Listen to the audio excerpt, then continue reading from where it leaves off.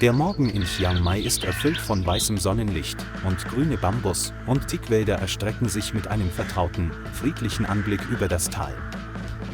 Dies ist die Zeit, in der die männlichen Elefanten in die Mastsaison eintreten, eine Periode erhöhter Hormonspiegel, die sie gestresst und schwer zu kontrollieren macht. Während dieser Zeit kommt es im tiefen Wald manchmal zu Kämpfen zwischen männlichen Elefanten um die Festlegung ihres Territoriums.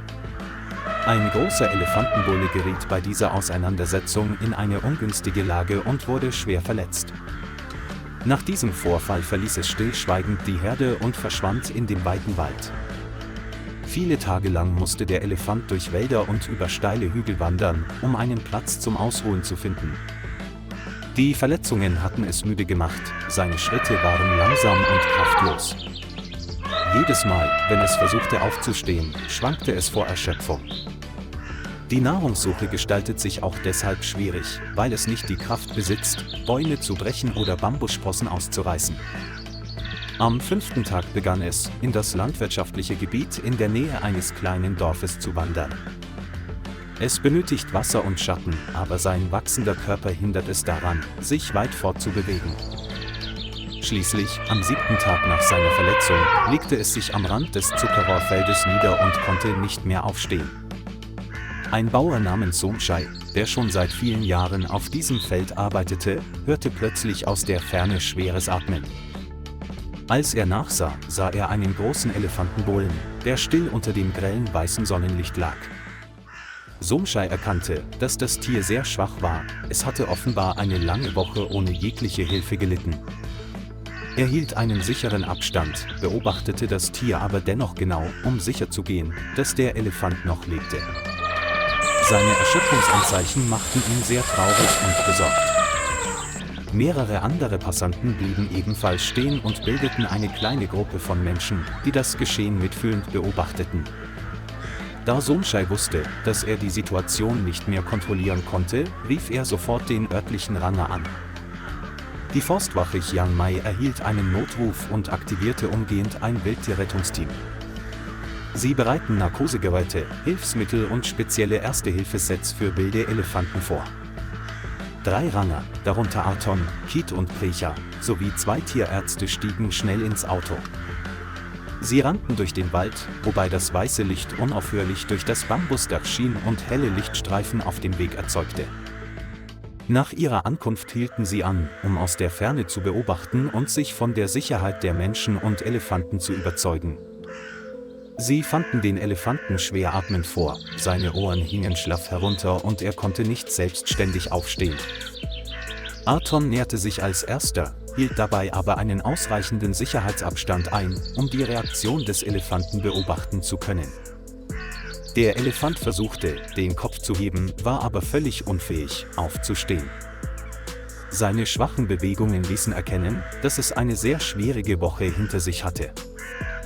Der Tierarzt bestätigte, dass das Tier durch die Mastsaison stark belastet war, was sowohl zu geistiger als auch zu körperlicher Erschöpfung führte. Das Rettungsteam einigte sich auf einen Plan mit leichter Narkose, um einen sicheren Zugang zu gewährleisten.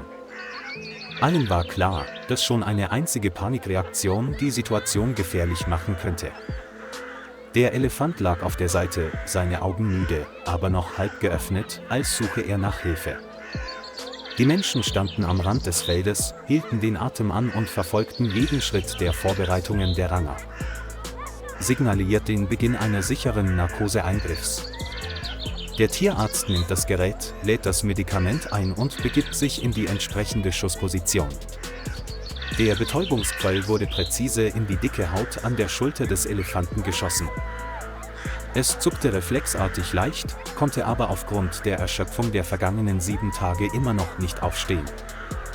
Das Medikament begann zu wirken und half dem Elefanten, sich zu beruhigen und nicht mehr in Panik zu geraten. Das Rettungsteam hielt stets Abstand und achtete auf die Atmung, um unvorhersehbare Reaktionen zu vermeiden. Nach wenigen Minuten lag das Tier allmählich still da, sein Körper entspannte sich, was zeigte, dass das Medikament ausreichend aufgenommen worden war. Die Ranger näherten sich vorsichtig und achteten auf jedes noch so kleine Detail.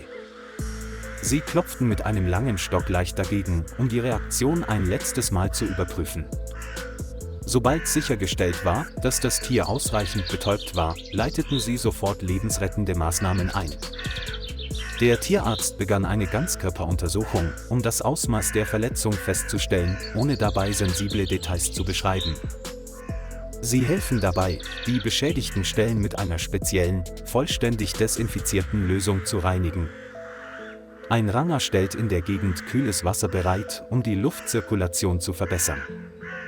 Die Ärzte verabreichten dem Elefanten eine Nährstoffinjektion, um ihm zu helfen, nach einer Woche, in der er kaum etwas fressen konnte, wieder zu Kräften zu kommen. Schmerzmittel werden eingesetzt, um dem Tier die anfängliche schwierige Phase zu erleichtern. Das gesamte Team arbeitete reibungslos zusammen im weißen Sonnenlicht, das die grünen Felder bedeckte. Sie erfassen alle wichtigen Parameter für die zukünftige Behandlung. Die Ranger hielten Wache, um die Sicherheit des Teams während des gesamten Ablaufs zu gewährleisten.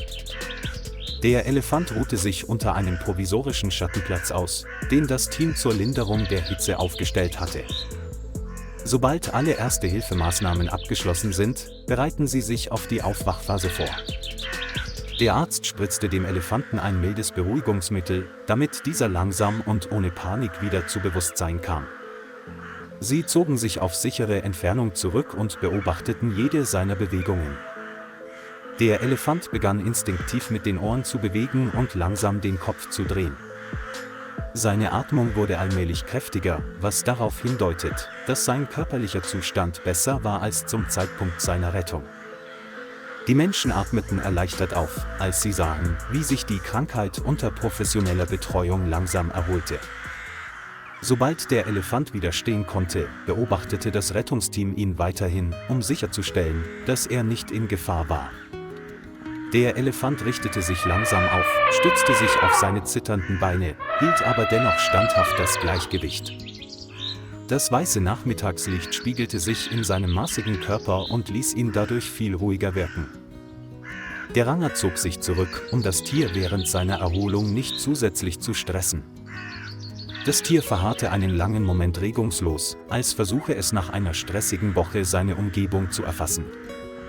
Dann wandte es sich vorsichtig, aber selbstsicher dem nahegelegenen Bambuswald zu.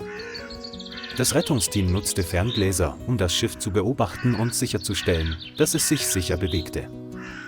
Als sein Schatten hinter den Bäumen verschwand, nahmen sie die Ergebnisse der gesamten Behandlung zur Kenntnis. Das Rettungsteam traf sich am Unfallort, um die weitere Versorgung in den kommenden Tagen zu planen. Sie arbeiteten mit der Rangerstation Chiang Mai zusammen, um das Gebiet zu überwachen, in dem sich der Elefant häufig aufhielt.